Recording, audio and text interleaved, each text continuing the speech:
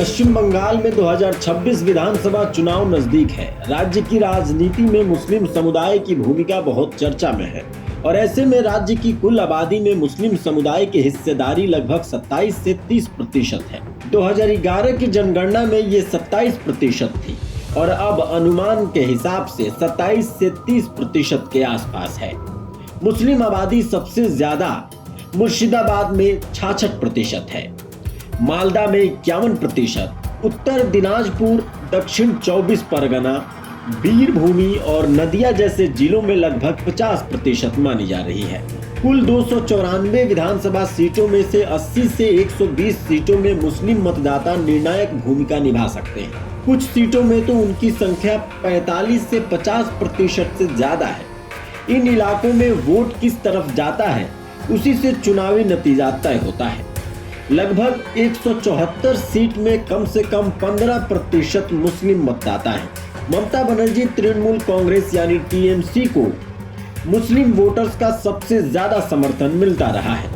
अक्सर 80 से 90% से ज्यादा वोट टीएमसी को जाते हैं। ममता दीदी गरीबी हटाओ, शिक्षा, स्वास्थ्य और महिला कल्याण योजनाओं पर जोर देती है, जिससे इस समुदाय में अच्छी पकड़ बनी रही है।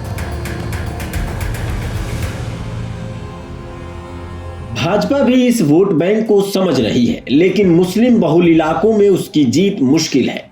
भाजपा हिंदू वोटर्स को एकजुट करने और घुसपैठ के मुद्दे पर फोकस कर रही है। हाल के लोकसभा चुनावों में भाजपा ने मुस्लिम बहुल सीटों में वोट शेयर बढ़ाया है, लेकिन सीटें जीतना कठिन रहा। अभी एक बड़ा मुद्दा वोटर लिस्ट का विशेष संशोधन यानी एसआईआर है।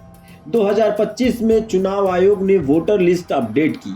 कुछ जिलों में नाम कटने या सुनवाई नोटिस ज्यादा आए, खासकर मुस्लिम बहुल इलाकों जैसे मुर्शिदाबाद और मालदा में। टीएमसी और मुस्लिम संगठन इसे मुस्लिम वोटर्स को हटाने की साजिश बता रहे हैं।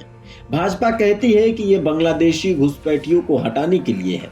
कुछ अध्ययनों में मुस्लिम बहुल सीटों में अच्छा मैपिंग दिखा, लेकिन विवाद अभी जारी है। कुछ स्थानीय नेता और पार्टियां अलग वोट बैंक बनाने की कोशिश कर रही हैं। जैसे एआईएमआईएम सभी सीटों पर लड़ने का दावा कर रही है और मुस्लिम आबादी को 40% बताती है, हालांकि आधिकारिक आंकड़े इससे कम हैं।